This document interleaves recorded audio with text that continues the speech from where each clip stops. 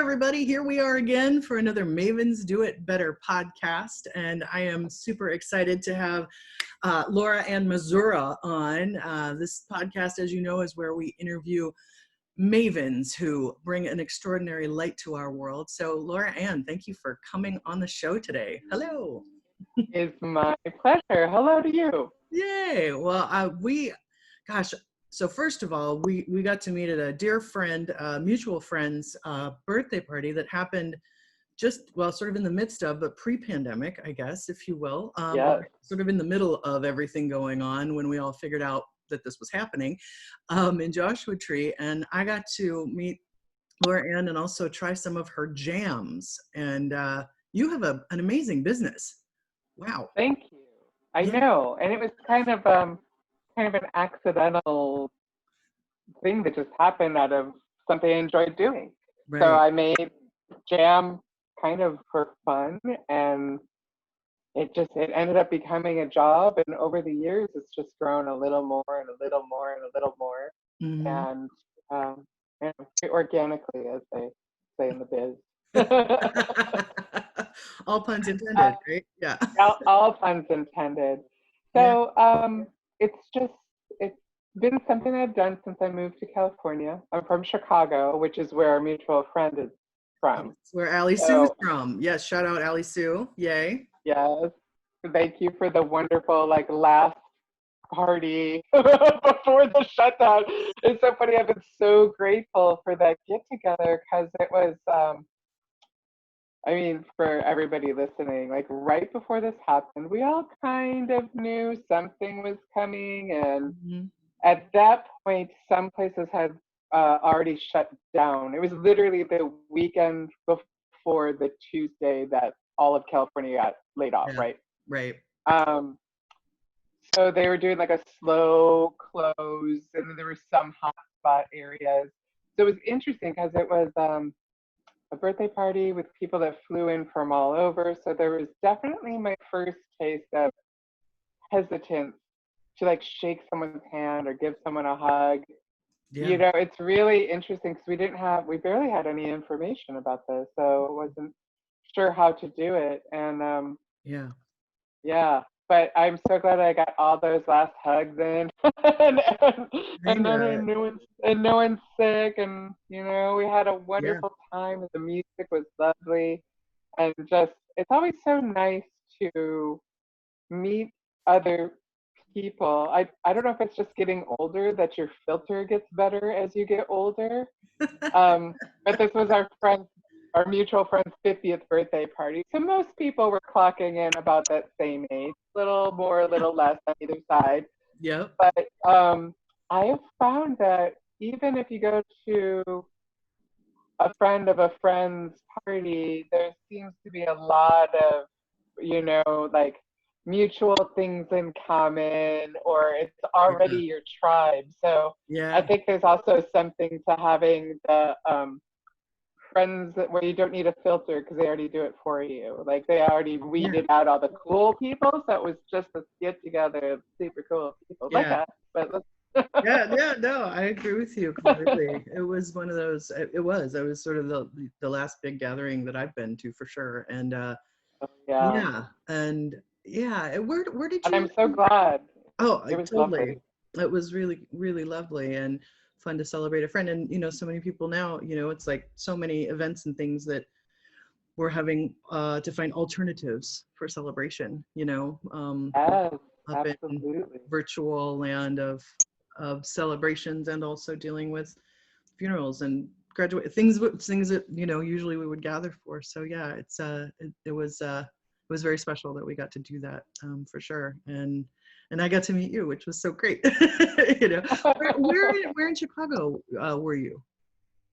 Well, when I lived in Chicago from 19 until my 30s, I feel like I lived in almost every neighborhood.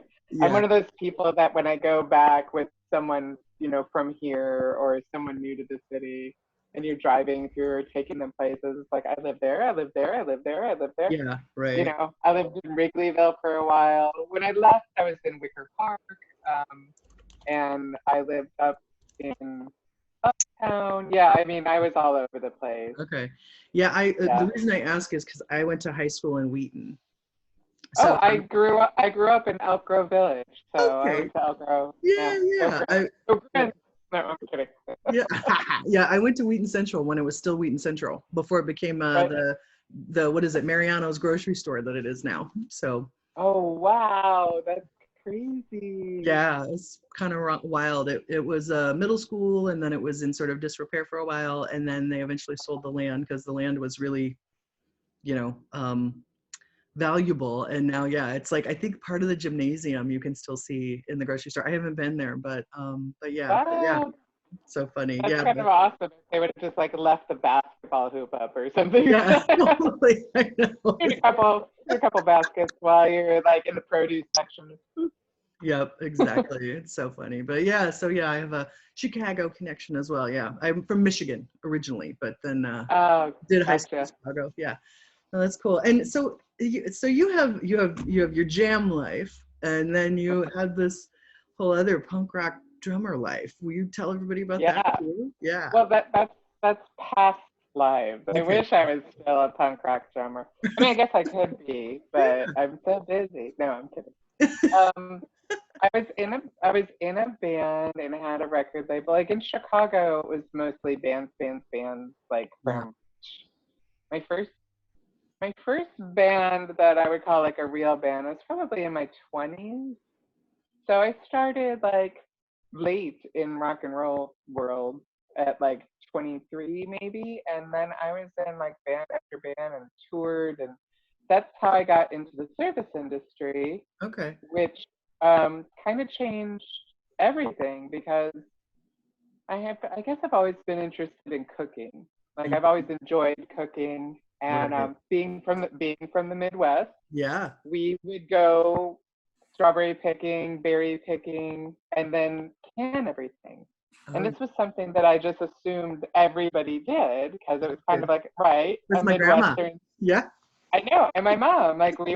it would be something that we did one weekend, and you had to set the whole weekend aside. There was no seeing your friends because it was a day of picking, and the next day was Yep. actually like washing and Right. canning everything, and then the next day's cleaning because Yep. the pain in the butt, everybody.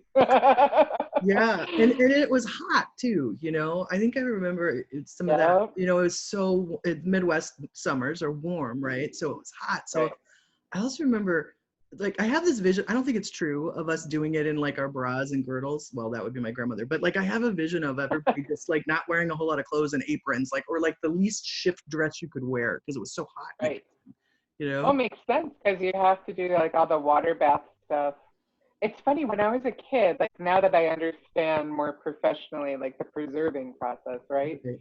It was in the 70s when um, they thought you could just pour like wax over the top. Like we Yes, would pour wax I over did the that too. jars, Yeah, which of course as a kid I loved because you're putting a yeah. wax on your fingers and Yeah, you're you're making like, little stuff and everyone's yelling at you because you're wasting the wax. But oh, good times. But of course now I find out that that doesn't really work and it was oh, just, you know, made up by like a wax company or something. this is how you Doesn't do really it. work. Let's sell more I wax. know. Oh my But you God. could do the hot bath process. But we canned everything when I was a kid. We had a big garden when Yep. I was a kid, and we did Mhm. like tomatoes and beans. And Oh again, yeah. I don't know if it's a Midwestern thing because when I moved here, what blew my mind about California is that there was fruit all of the time. Right. And I was fascinated, but then I like obsessively had to can everything, Right. and here there's like a different attitude. I was like, she's crazy. She's climbing up the orange tree again. And I'm like, but you don't want these to go to waste. Yeah. I Yeah. just Wow. naturally did that, which is Mhm. how which is how I got into business. Honestly, like I was more into like the fruit and really excited about the types of fruits that I would find at the farmers markets. And it's like, oh, I need to make some jam and send it to my friends in Chicago. Right.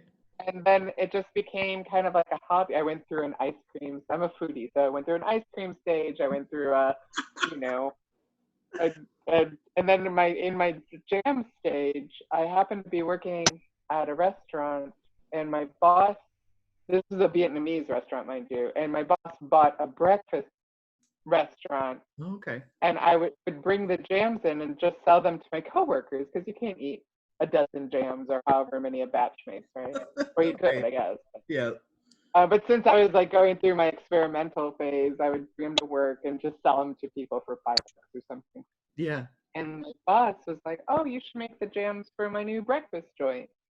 Oh. So I started making jams for the restaurant, like out of the restaurant kitchen. This is Right. another thing that's been nice. Like throughout this whole process, Mm. I've been in the service industry. Okay. So a lot of people that are starting this business, I was lucky enough to start in a commercial kitchen, Okay. understand all of the legalities behind that. Like I think Right. that when people are starting new businesses, especially with food, Mm-hmm. I don't think they understand like the ridiculous amounts of like legalities that you have to jump through. Sure. Then that's just cooking. I mean, packaging, that's a whole nother ballgame. It's like you have Oh, to make yeah. a product and you have to put it in something, and the process of Right. putting it in something, making sure it's sealed, making sure your font point size on your like net grams, and it has to be the liquid amount. Oh gosh, it's like super like Right. oddly complicated for something that's such a simple comfort, Sure. Yeah. Well, and so many people want to. I had Leslie Savion who was talking about her new bars, the Favorite stuff, and we were talking about that too. And just forming a Hmm. business, and then the added level of what you're talking about. And like, you watch. I've known friends of like my folks who have a kettle corn business, and my dad makes great certain things that he gives away to friends. He makes like a peanut brittle, that he's given away for years. And we've always thought we should do that. And then he looked into it and he was like, wow, that's a lot of work. And it's something that he still may Yeah. do, but you have to have a commercial kitchen and you have to have the licenses and all that stuff. And how long did it take you to kind of maneuver that stuff? And how did you find help, or did you ask other people, or was it this fellow that with the restaurant, or how did that work for you? When I first got into it, so my boss asked me to make them for the restaurant, and then someone, it's a true story, like just not dumb luck. I mean, I'm lucky because my stuff's delicious, but True. everybody at the restaurant started requesting jars of it. So I would just make it for service. I would make a big vat, put it into a Cambro, throw it in the fridge, right? And whatever I got at the market. So it was like fun for me. I'm like, yay, what am I gonna make this week? And I would make these really interesting flavor combinations, and always something simple and regular. So because it is still breakfast, you don't want to freak people out too much. And then I would get to do something fun because it was like a foodie place. So that was fun. And people started asking for jars of it. So I started just pinching a couple off per batch, put them on the shelf for sale. And Los Angeles Magazine came in, bought one off the shelf, put me in a taste testing, and I won Best of LA.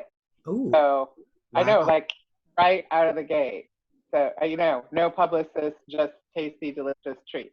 Yeah. So they called to fact check it, and they were just like, "Oh yeah, well, we're about to put you like on the cover of Los Angeles Magazine. Could you maybe put up a website, or because they were like, where do we get your jams?" I'm like, "Oh, I've got them Right. in my purse.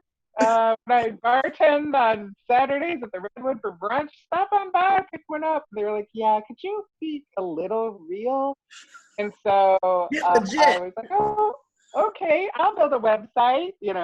Built a website. Of course, it crashes like the first day the article goes live. But so it was like that. Like I was Right. making one or two jars pinched off of a restaurant amount, which immediately turned into mass production Wow. days where I had to go in and do tons of jams because I got all of these orders the second I opened up, because I basically opened up for an article, which is weird but true, because when I did it, I just did it because I enjoyed it, not because I was thinking about it being a online business, Right. which I have a lot of wholesale clients here in Los Angeles, but you know, it's probably because of what just happened. All the restaurants closed, like all my restaurant clients. I have a handful that are still in business, mostly just places that are allowed to stay open because they're essential. But a lot of my clients just are still not open. Sure. It's crazy. Yeah. So my, it was like 50-50, and I think it is probably like, 80-20 now, except um, some of my clients are like grocery delivery. Like Mm, there's this one Farm Fresh to You, which is like a organic grocery delivery in Los Angeles. right. And I'm one of the things you can add to the basket. Mm, So they've just exploded because everyone's having food delivered to their house. sure. So I was just going to say my wholesale is not as much as my online sales are just, crazy right now. Like everybody's ordering, yay. And everybody jump on in, order some jam. Yeah. Or just, well, and I, I'm not working in the service industry anymore. I'm just selling jam. So jam on kind of it. cool. Right. Yeah. Well, and also uh, the whole, I mean, everybody, I mean, you look around and you look on, whatever social media that you like, and everybody's baking. Like people are yeah, like, like digging out, like there was a run on flour, for goodness sakes, so it's like between pancakes and just everything. Well, everything. comfort. We want some Everyone just comfort, right? comfort. Yeah. When warm, we want the house to smell like bread. I'm down. I mean, Yeah. I'm doing Yeah. the same thing. I've never baked so many cookies. But I got lucky too, going back to like how things have grown and Yeah. different clients. One of my clients is an urban flour mill, grist and pole. Uh-huh. Her name's Nan. She's amazing. Cool. Um, so these like really fancy, heirloom, freshly ground, like that kind of like super foodie, yummy, amazing. But so when I'm there, like dropping off jams for her to sell in her shop, of course, like you want to support, Yeah. your gal pals or whatever. So I'm like, oh, I'm going to grab a couple things of flour, and now I'm mailing it to my friends in Chicago because when you get fancy flour, it's your it's like when you discover nice wine. Yes. Like you're ruined. You can't go back. You're like, Nope. darn it, now I have to spend $20 on a bottle of wine every single time. I was totally cool with my $5 on special 5-cent sale, Totally. but Yeah. not anymore. Now I'm into fancy flour, which has been That's, hey, fun. you know what? Whatever. I mean, it's also like good product, right? I mean, and good Oh, product it's the and best. local product and farmers, Yeah. who, that whole, Well, it's always nice when you know the person that you're buying from. yes. Like it's everything about it's fulfilling. It's keeping, money in the family, as they say, like in that beautiful circle of giving. Yep. And Absolutely. it's, yeah, it's so important, especially right now. I, Everybody that keeps supporting each other. mm-hmm. And and they say with food in general, like everything about it's like healthier for you. Because most of the time, if someone is making it, this someone, nobody can see me pointing at myself except for you, because Well, hey, we're just, we're recording video, so we'll put it up if you like. So oh, yeah. okay, this lady. Yeah. um, Absolutely. like, super care in all the batches. And I really like wouldn't sell anything that I wouldn't eat myself, and make them for cocktails or sometimes to use like in food. Like a lot of the inspiration comes from life all over the place. Yeah. Or I meet a new friend that has this urban flour mill, and then all of a sudden I'm making these like peanut butter sandwich cookies that are so amazing. Oh gosh, I that love it. COVID-19 getting. Yeah, no, we've had a run on brownies in this household, and I was finally like, I need Oh to stop. Like, yeah. just don't bring them in anymore, because like the COVID-19 or 26 or 45 or whatever. I'm like, oh. But yeah, and you have this beautiful. I love your kitchen back there. It's absolutely stunning. Oh, thanks. Yeah. Yeah, I have I just this is my house. I just bought a house, so I'm committed to Los Angeles now. Yeah. So Congrats. little by little, but thank you. Yeah, Yeah. I It's just I gorgeous. just put that little thing in there. Yeah. And actually, this lighting fixture, since we're talking about my kitchen, Sure. I've been carrying around since one of my apartments in Chicago. Like I've been bringing this light fixture from apartment to apartment to apartment to apartment for, I no joke, I'm gonna have to say 18 years. I've been carrying this light fixture around and never found a place for it. And my house is from 1940s, and so is my lamp. Oh So, my goodness. ta-da! So See, you have a fun. woman's intuition. Just stick with it. I'm That's carrying this lamp around all over the country. it's your light, that's It fantastic. is. My That's light. super cool. Is And there a I was like, dog or a cat running around? Who would I see in the background? yes, there's two dogs. One we're gonna let sleep because when this all started, Uh-huh. um, looking for mulch on free Craigslist and come get this dog, free puppy or free dog, it Yeah. said, with a photo of a dog on a tiny little rope. And I just jumped in my car and went and picked up the dog. And so Aw, I rescued a dog that wow. ended up only being 10 weeks old. Wow. And I knew that it was a rescue, so it was going to be a handful in general, but I didn't realize handful and PP training. And so her name's Strudel. Strudel's sleeping. We're going to keep it that way for a little bit. But I'm sure at some point in our conversation, she'll want some attention. So I have Schnitzel, who's my guy, who's probably the one that you see. But Yeah. we went for a nice long walk. I had to poop him out. Yeah, right? Yeah. Like kids, I pretty much took them to the pool just now, ran them around, and now they're napping. So I could girl talk with my Yes, ladies. totally. Good stuff. Oh my goodness. Well, and oh gosh, and I got a hold of the blackberry bay leaf.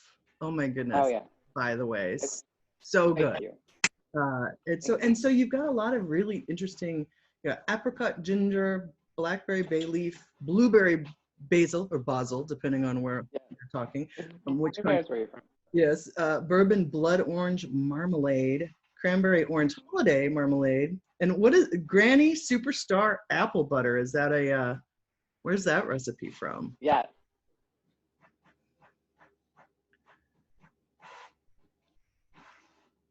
Oh, that's from my great grandma, actually. So hence the Nice. Granny Superstar. Oh, am I cutting out? Oh, Sorry. I gotcha. No, I think we're still here. Oh, okay, good. Yep, But yep. it just popped up I think that we had a blip. my, I think we had a blip. yeah. Which, Absolutely. these days the internet is being tested just like we all are. My goodness. No. Oh, I was talking to these ladies the other day, and I was like, gosh, time's going so slow and so fast at the same time. And they said something to me like, yeah, it's been like 30 minutes, but underwater. And I was like, I agree with that. That's exactly how it feels. Yeah, Like, no, it is one of those funny things where it's like, I don't know, like things you just have to be patient, you know. yeah, It's all I over the know. place of like, things don't work as well. Or I mean seriously, our bandwidth, everything, since everybody's working from home and at home for the Yeah. most part, except for our Well, wonderful virtual it's work. like traffic. Yeah, It's like traffic, right? So you have to pick the right time to make sure that we don't cut out because everybody's on their lunch hour. So this is perfect. Like, exactly. Well, I have guys that are jackhammering outside, and I picked this oh, geez. because I've like been watching when their lunches are, so I'm like, so I could do it and not have the, and it's like, what are you gonna do? They're doing their work. Yeah. So I wanted to ask you, what's in Manhattan Magic, that jam? Manhattan Magic is a cherry jam. Hmm. And again, I don't know if this is a Midwestern thing, but my grandparents were straight up Manhattan drinkers all the time. Uh, I've been a bartender for quite a few years, and I always joked that the first drink I ever made was a Manhattan because as soon as I was able to like hold bottles, I was a bartender for my grandparents. And I always knew it was like 2 whiskey and 1 sweet vermouth. Like that was the recipe. It right. didn't matter how big the container was because granted my grandparents drank it like in Sun tea containers. Right. But God bless that whole era, right? I Yes. don't know how they did it. So Amazing. so I so Manhattan Magic, I was making a cherry jam for Donut Friends, which is a donut chain out here in Los Angeles. Right. And they just wanted a cherry jam. And as I was making it, I was tasting, and joking with the other girls I was cooking with, and I was like, cherries just don't taste the same unless they come out of my grandma's drink. Right. So I was like, because when I was a kid, the first cherries I had were the cherries that my grandma would take out of her cocktail Oh, yeah.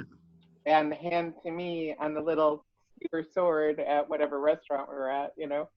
So it was like the greatest treat, but I was just like, cherries just don't taste the same unless they're soaked in booze. So what I did is I took the base jam, which when I'm experimenting with flavors, I did a lot, like just make a base jam and then add things to it, see how the flavors work together, textures, like whether I want pieces or chunks or just like sometimes I'll have to make like an extract, like the blueberry basil. Mhm. The basil was so inconsistent that I had to make like a specific basil extract so that way I could keep the recipes the same, more like things you don't think about when you start making big batches, like how Right. do I keep my consistency?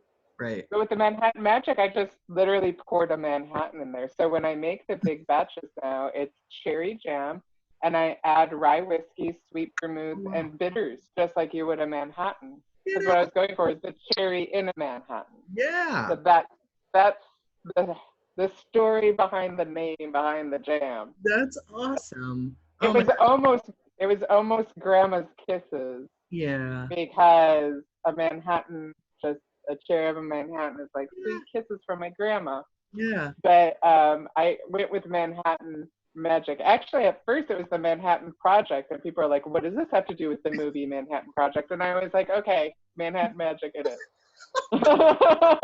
Very different connotation. So yeah. I know. Oh my It's gosh. funny, right? Like It's, yeah. every little Well, words matter, right? People have connotation word things. matter. Like, But do they? Didn't they just disappear yeah. like a few years ago? Yeah. Yeah. Oh my goodness. Anywho, Yeah, this is so fun. I think everyone, they're delicious. And it's Laura Ann, LauraAnns, Laura Ann's Jams, JAMS.com. We'll put all this stuff in the show notes so you can thanks. check it out. That is so fun. And gosh, so you grew up in Chicago, yeah? Grew up in Chicago. Chicago. I was in multiple rock bands in Chicago. And when I moved out here, Yeah, when was that? it was, uh, I just figured it out the other day and then I lost the thing. I'm going to go with, oh no, I figured it out because the Gates Project was the same year. So it was like 2004, Okay. I think. 2004, 2005, somewhere near there Mhm. is when I moved here. And I just bought my house 2 years ago. So it took about that long. No, I'm kidding. I Uh, love it here. I'm super happy in Los Angeles. yeah. I was lucky though because from touring and having friends through rock and roll, I had a solid base already. Mm, And yeah. with the way the world changed at that same time, so about that long ago, the way the internet and the way we're connected and the fact that we could even have this video chat right now, like, you Mhm. know, I think my rock and roll past kind of prepped me for all that. Yeah. Like I already have, you know, I'm like an extensive mailing list. No, I'm teasing. Yes. No, absolutely. I did theater back in Seattle and also with Burning Man and other things. You have communities, right, that sort of prep you for other things you do in your life sometimes in my technology community, and they all blend in very interesting ways, you know? So it Right? makes sense. Isn't it fascinating? And like whenever because I've also like managed restaurants and stuff, Yeah, right. and you know, I hate being that like constantly giving advice, like older lady. Like I used to be in a band, and let me tell you about back in the day when we actually like gave cassettes to people. You know, Yeah. you had to do a mailing of postcards because email didn't exist. Yeah, absolutely. I mean, yeah, I had Shelley Piken, I had her on, and she's a songwriter, and Okay. she's in our age bracket, and we were talking a lot about putting out music and how all of that has changed so much. And you know, she wrote What a Girl Wants, the Christina Aguilera song, and lots of other things, and was talking about when sort of similar in talking with you about how you came up with the jams and stuff is that it's like all of a sudden you're sort of right place, right time, and one thing kind of happens, right? And all of a sudden you're like, well, this is different. Okay, I'm in, you know? And, Yeah. you know? You got to roll with it. But then your friends from, you know, I'm still tapping some of my friends that used to help me write my bios for my band to like come up with quirky things. Like, Yeah. because it's still my good girlfriends and they're still amazing writers. Yep. And I know that they love food the same way I love food. So it's been interesting. So I also think that it's given me like a really great leg up with understanding promotion and Mm, understanding an interview to be able to talk to somebody and kind of like know how to go through that. yeah. I'm lucky that I was on stage and I can be comfortable with being able to talk to people. Sure. It's something like when you have it, as they say, you could take it for granted, but it's really difficult. And I see Mhm. so many people struggle that are amazing artists. I mean, food is a fine art just like music, as far as I'm concerned. And Yeah. how similar they are, like promoting the arts, whether you're a painter, whether you're like I do all of these pop-up events, right? Right. So I'm the jam lady, but next to me is the peanut brittle lady, Yeah. and that's just the food people, and the olive oil lady, and the balsamic lady, and the Exactly. honey lady, Yeah. and the coffee guy, and then Right. there's the lady that does the caricatures of your dog, and there's All of that. people that are making jewelry, and Yeah. people that are making glasses and hair ties and Yeah. hand sanitizer. Yeah. Right. Well, All and of all the people that are like, did everything's you do similar. farmers markets? Do you do did you ever do that? I've never done a farmer's market proper, but I do a lot of those pop-up things like Yeah. Unique LA Right. or Artisanal Got it. LA. Jackalope's one of my favorites. I love those girls. Oh, okay, cool. Um, Yeah, I've it, met so many people at my farmers market here in Marina Del Rey who are amazing. Like I've gotten to know all the farmer folks yeah, and Amy Guerrero. She was selling essential oils, and she's now a Thrive in Recovery a coach for sober. I mean, it's amazing. Like, and it's right? like everybody's It's also amazing.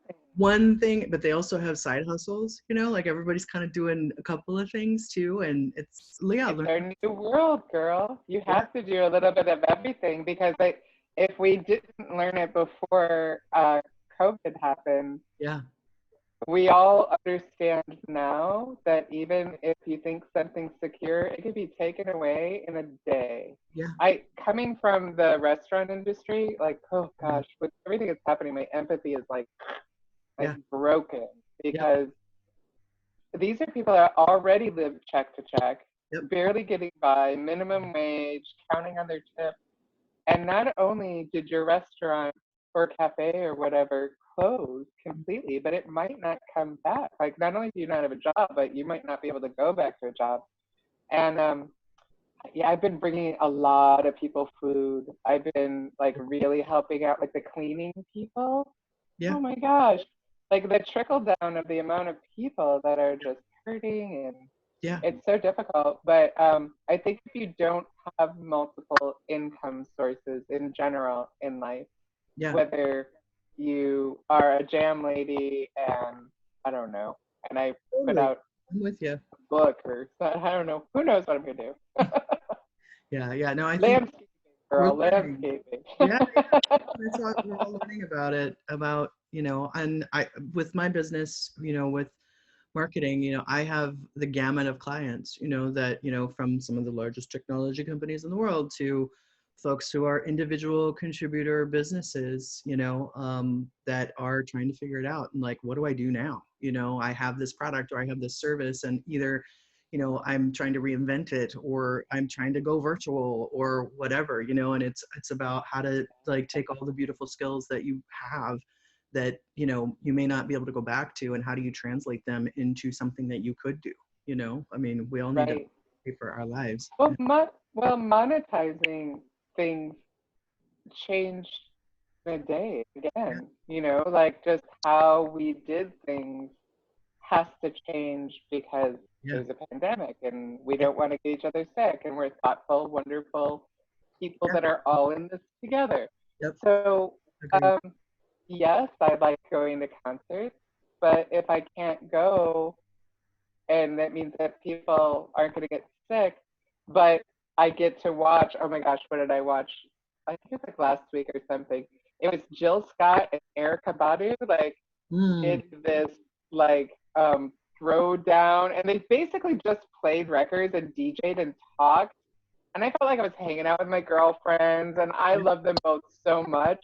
Yeah. And it was so magical. And I was like, gosh, this is kind of like, it's nice. And I love that all the artists are doing something Mm. smart to like raise some money.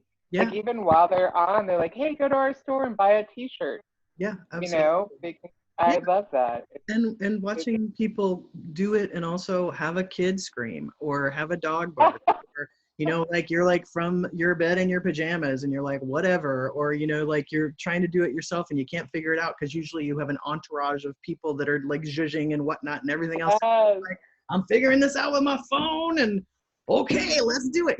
Like that is so like that's an exciting piece of this that is, it's what we have to do, but it is Yeah. kind of, it's cool to see people's humanity in that way. And then, it's just, I agree with you. It's about caring for each other too, because there's people that are taking care of us that are working really, really hard to do so, so Yeah. staying Well, healthy. and then there's people like lost in the, Yeah. the behind the scenes people. Yeah. Like I mean, of course, I keep going back to like restaurants or rock and roll because that's my world. Yeah. Um, but lighting guys, Mhm. sound guys, Yeah. like when are they gonna be able to get back to work? And these are people that have been doing it their whole lives. Yep. Hmm. So, have to change your skill set. What are you going to do? How are you going to take what you know how to do Yeah. and help Yeah. somebody's Yeah. audio work? Look at my tech behind my big puppy here. Yeah. Yeah. It's like when somebody like with some, it's like they're like the Hollywood Bowl has canceled its entire season or this or other, it's like people sometimes think about, well, oh, the singers and the artists. I mean, those places employ hundreds of people, Oh my gosh. right? And Yeah. everything's It's closed. the ushers Yeah. who have been I very much enjoy going to baseball games. Hmm. So that was one of the first things I thought about. And I lived in Echo Park for a really long time when I first got here. Yeah. So I went from I defected from Cubs to Dodgers fan because because I kept going to all the Dodgers games and I started not knowing any of the Cubs players and I was like, Right. oh, Yeah. I'm defected. And of course my family's like, absolutely not. I'm like, no, I'm still a Bears fan. So I think we're okay in my Chicago sports loyalty, but I'm a Dodger girl now. So sorry, Mom.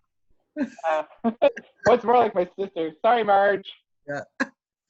Go Cubs. They're number 2 Yep. behind the Dodgers. But anyway, but that's one of the first things I thought of when there was like no more events besides my personal friends at the Echo and the Echoplex, like the smaller rock Yeah. and roll venues. Right. Um, like that's my circle of friends. Yeah. So knowing like how hard hit they were going to be for how long, all my movie industry friends, my makeup artist friends, my gosh, they're going to be out of work for a year Yeah. at this Absolutely. point. Yeah. I hope. I mean, the thing that's sad is like hopefully a year, and they all still have to make it. So yeah, so lots of bread sharing, lots of. Yeah. I've been going. A friend of mine does meals, like meal delivery. Hmm. So I'll go help them pack the orders at the end. And if there's any leftover food, I take it to like the people that I know aren't getting any kind of like assistance. Yeah. A Yeah. lot of people have been lucky to get assistance. And that's another thing too, the government's been pretty good at helping a little bit for right now, but boy, Yeah. I'm just I can't bring enough vegetarian lasagnas to people. Yeah, no kidding. Yeah, yeah, and and I've been talking to friends in many cities, and a friend who works and who's a manager for Trader Joe's, and friends who are the nurses and doctors and stuff, and they're Mm-hmm. exhausted. They're exhausted, and Yeah, trying to help support them. working to the bone. Yeah, absolutely. So yeah, we are in a we are in a time. I Yeah, yeah. You know what though? It's like a time of reflection, but it's also a time of giving. Yes. So, Agreed. even what you're doing with your podcast, like people need this type of stuff. You need a sense of community and you need to come together and Mhm. find your tribe and hang out with them a little more, in a little more present of a way, let's just say, Yeah. know? Yeah, for sure. Like that. Yeah. You know, Yeah. um, Well, yeah, dip, even like my nurse girlfriends, it's the same thing. When they're not like exhausted, flopped on the couch, it's so nice to have a little like Zoom connection yeah, and sure. see each other, hear about each other's days, and Yeah, it's absolutely. nice. Yeah. Yeah, over some toast and jam and coffee, it's Yes. the best. I'm gonna have to make myself some toast and jam after this for sure. I've been thinking about since we're talking about it, I'm like, I know you're looking at all the flavors. I It's know, hard I'm not to like, be like, I ooh. need to get some more. So like, I love it, and just start giving some too. So that's great. Well, I'm worried about the jackhammers, so I'm gonna probably Oh, wrap this up. Although I've loved, I could just chat with you for like another hour or two. you are welcome to call me back anytime. Okay, we could totally do that. Record or not record, Okay, what's girl? I'm good. pretty easy. Yay! Easy breezy cover girl, as they say, right? I I guess. know. And when this is all over, we could meet at the hideout for one of the block parties or something. Yes. Shout out for the hideout. So I'm on. Shout out for the hideout. Whoop, whoop.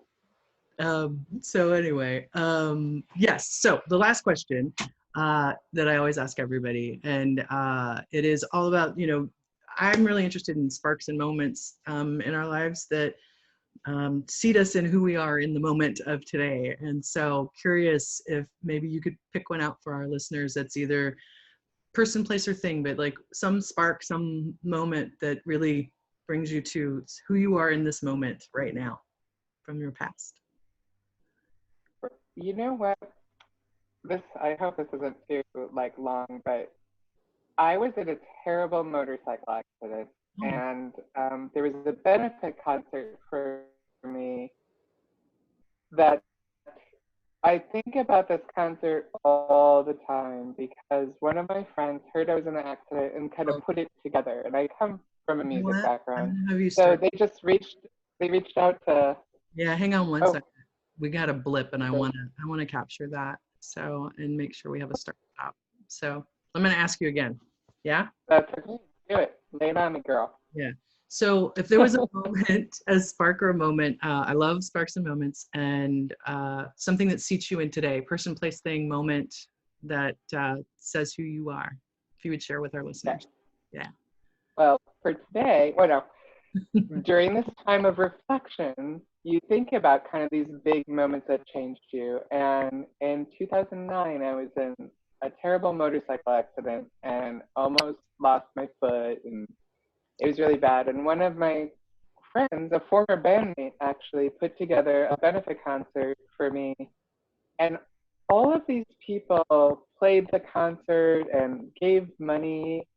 And it was really interesting and humbling. First of all, you're humbled because I went from being able-bodied to handicapped like in a day, and dealing with whether or not I was going to be in a wheelchair. It was a really big struggle. But in those early moments before I even knew what was ahead of me, everybody came and everybody gave to help me.